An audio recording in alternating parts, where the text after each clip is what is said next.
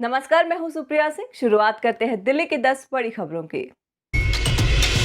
दिल्ली के 97% लोगों में पाई गई कोरोना से लड़ने वाली एंटीबॉडी। छठे सीरो सर्वे की रिपोर्ट के आधार पर स्वास्थ्य मंत्री सत्येंद्र जैन ने दी जानकारी।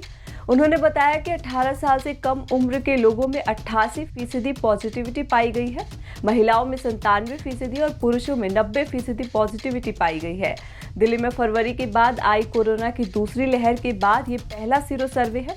सर्वे में उन लोगों को भी शामिल किया गया जिन्हें कोरोना का टीका लग चुका है। वहीं राजधानी में कोरोना के नए आंकड़ों की बात करें तो बीते 24 घंटे में 63,000 से ज्यादा टेस्ट करने के बाद सामने आए 42 नए मामले। लगातार छठे दिन कोरोना से किसी की भी मौत नहीं हुई। वहीं दिल्ली में अब कुल एक्टिव केसों की संख्या 345।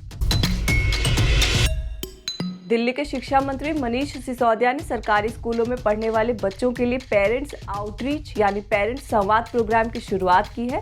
उन्होंने बताया कि इस प्रोग्राम को शुरू करने से पहले साउथ ईस्ट और ईस्ट डिस्ट्रिक्ट के 40 स्कूलों में पायलट प्रोजेक्ट के तौर पर कार्यक्रम सफलतापूर्वक आयोजित किया गया है। इस दौरान शिक्षा मंत्री ने एक पोस्टर भी जारी किया। इस पोस्टर में स्टूडेंट के क्लास टीचर से लेकर प्रिंसिपल व हर एक जानकारी उपलब्ध रहेगी। वहीं इस पोस्टर को घर में लगाने के लिए पेरेंट्स को दिया जाएगा, जिससे उन्हें क्लास टीचर से लेकर प्रिंसिपल की सारी जानकारी मिल सके। दिल्ली में प्रदूषण के खिलाफ अभियान में युवाओं को साथी बनाएगी दिल्ली सरकार। पर्यावरण मंत्री गोपाल राय की पहल युवाओं को जोड़ने के लिए यूनिसेफ की युवा टीम के साथ मिलकर पर्यावरण साथी चैट बोट लॉन्च किया गया। इसका मकसद दिल्ली के यूथ को शामिल करना है। इससे जुड़ने के लिए एक नंबर भी लॉन्च किया गया है। इसके माध्यम से युवा पर्यावरण रिपोर्टर बन सकते हैं। उनकी एक्टिविटी के लिए उन्हें नंबर दिया जाएगा और बेस्ट 100 युवाओं को सरकार सम्मानित करेगी।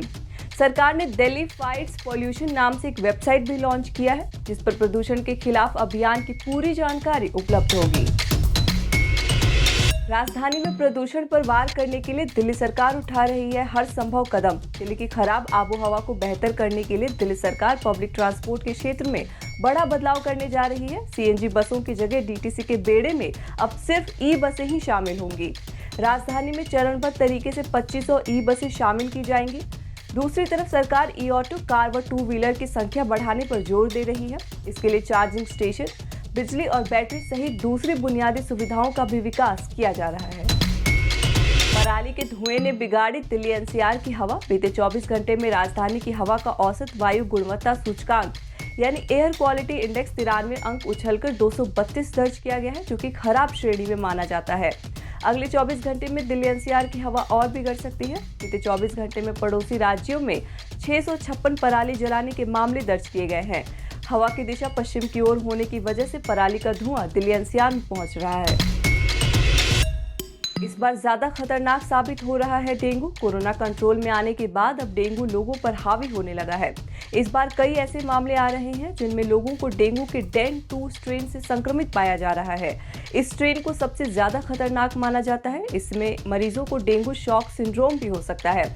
इस सिंड्रोम के तहत स्किन पर लाल चकत्ते और दाने तेजी से उभरने लगते हैं। मरीज की नब्ज धीरे चलने लगती है, नर्वस सिस्टम खराब होने लगता है और वो लगभग सदमे की हालात में आ जाता है। राजधानी में डेंगू के तेजी से बढ़ते मामलों के बीच कई अस्पतालों में कोविड बेड को डेंगू मरीजों के लिए डाइवर्ट किया जा रहा है। दिल्ली हाई कोर्ट ने पूछा, नाबालिगों को नहीं होगी शराब की होम डिलीवरी, इसे कैसे सुनिश्चित करेगी दिल्ली सरकार। नई आबकारी नीति के खिलाफ भाजपा सांसद की याचिका पर सुनवाई के दौरान चीफ जस्टिस डीएन पटेल की बेंच ने दिल्ली सरकार से ये भी पूछा कि होम डिलीवरी की प्रक्रिया के तहत शराब मंगाने वाले की उम्र को कैसे सत्यापित किया जाएगा।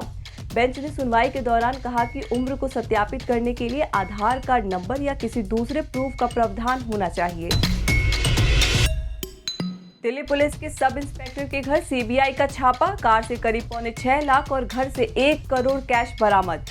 मैदानगढ़ी थाने में तैनात भोजराज सिंह को बुधवार को 50,000 रुपए की कथित रूप से रिश्वत लेते हुए पकड़ा गया था। सीबीआई ने रिश्वतखोरी के मामले में गिरफ्तार दिल्ली पुलिस उप निरीक्षक के आवास पर छापे के दौरान 1 करोड़ रुपए नकद बरामद किए हैं।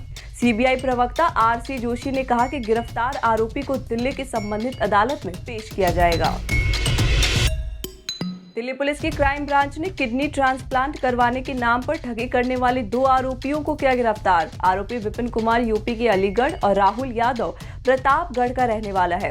दोनों आरोपी कोरोना महामारी के दौरान फेसबुक पर फर्जी आईडी बनाकर किडनी ट्रांसप्लांट करवाने के नाम पर ठगी करने का गिरोह चला रहे थे। आरोपियों ने अभी हाल ही में मुंबई के एक डॉक्टर से 10 लाख रुपए की ठगी की थी।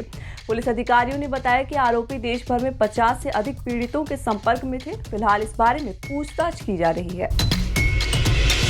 त्योहारों में सहरसा, दरभंगा और भागलपुर के लिए दिल्ली से चलेंगी स्पेशल ट्रेनें। पूर्वांचल के यात्रियों को होगी सुविधा। यात्रियों की सुविधा के लिए रेलवे नई दिल्ली, सहरसा, आनंद विहार, दरभंगा और भागलपुर के बीच त्योहार स्पेशल ट्रेन चलाएगा। आप इन ट्रेनों की जानकारी रेलवे की आधिकारिक वेबसाइट से ले सकते हैं। आप देख रहे थे दिल्ली की 10 बड़ी खबरें। हमारी बाकी खबरों की अपडेट्स पाने के लिए चैनल को सब्सक्राइब कर लीजिए। नमस्कार।